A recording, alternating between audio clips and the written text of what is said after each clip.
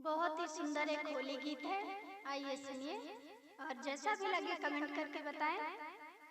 अरे खेलो ना होली हमसे, खेलो ना होली, खेलो ना होली हमसे, खेलो ना होली। बारी उमरिया है मोरी कन्हैया, हमसे खेलो ना होली। बारी उमरिया है मोरी कन्हैया, हमसे खेलो ना होली। तू गोकुल का काला कन्हैया, तू गोकुल का काला कन्हैया, मैं बरसान की गोरी कन्हैया, हमसे खेलो ना होली। मैं बरसान की गोरी कन्हैया, हमसे खेलो ना होली। खेलो ना होली हमसे, खेलो ना होली, खेलो ना होली हमसे, खेलो ना होली। बारी उमरिया है मोरी कन्हैया, हमसे खेलो ना होली।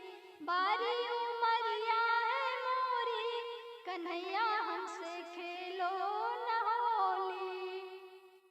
धीरे से कान्हा हमें रंग लगाना, धीरे से कान्हा हमें रंग लगाना, हमें रंग लगाना, हमें रंग लगाना।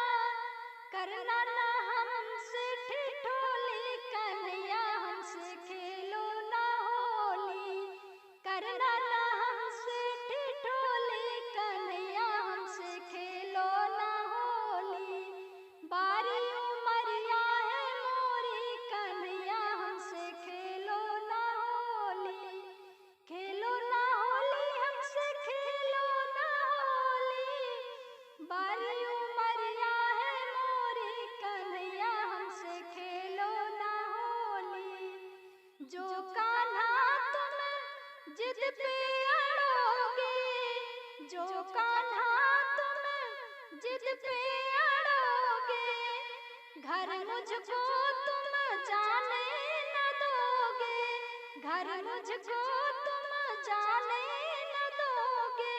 मैया से कह दूंगी तोरे कन्हैया, हमसे खेलो ना होली।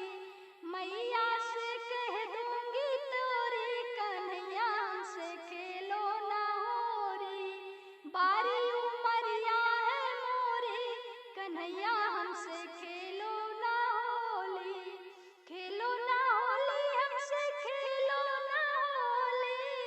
बारी उमरिया है मोरी कन्हैया, हमसे खेलो ना होली। तेरे लिए कान्हा मैं माखन लाई, तेरे लिए कान्हा मैं माखन लाई।